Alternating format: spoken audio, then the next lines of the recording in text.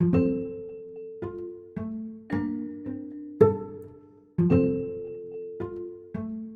name's Tsouhlarakis. I'm an artist based out of Boulder, Colorado. I'm an assistant professor at the University of Colorado Boulder.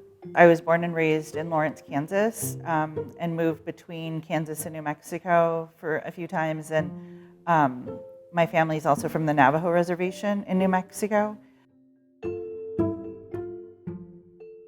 I'm a trained sculptor, but I work in installation, video, performance. And so I really try to utilize different media depending on the scope of the project that I'm working on.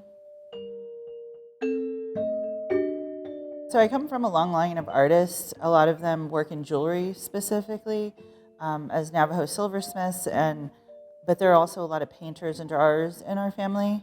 I think that kind of art and kind of Native culture interwoven a lot, that there's not necessarily a differentiation between somebody who makes art and an artist.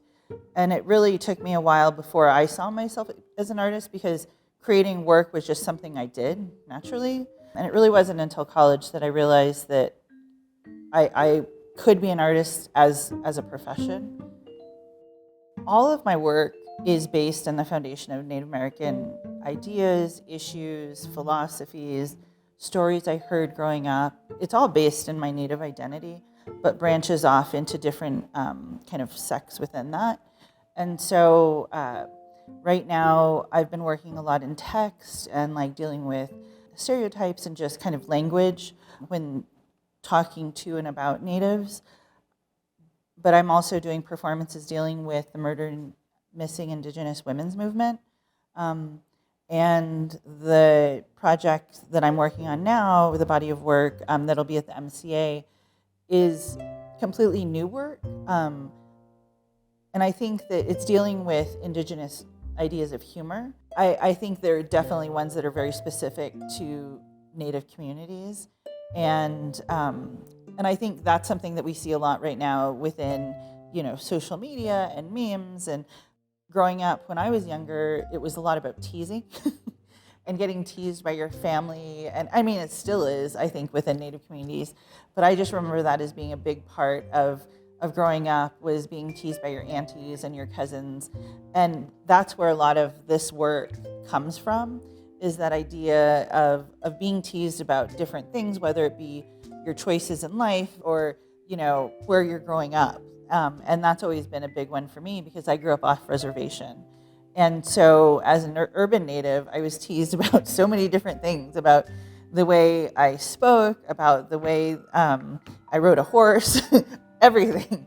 And so, but there's a love in that roasting that happens, and a connection that's created. And that's really what I love focusing on. Everything I make is because I'm a Native woman. Throughout my practice, something that I've come to kind of notice is that my work, for the most part, is fairly genderless. And a lot of times people don't know if it's a man or a woman who's made the work. And I like that.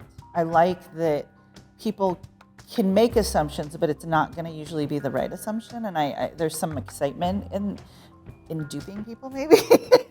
And I think, it's also about, creating work that doesn't necessarily look Native, doesn't necessarily look feminine.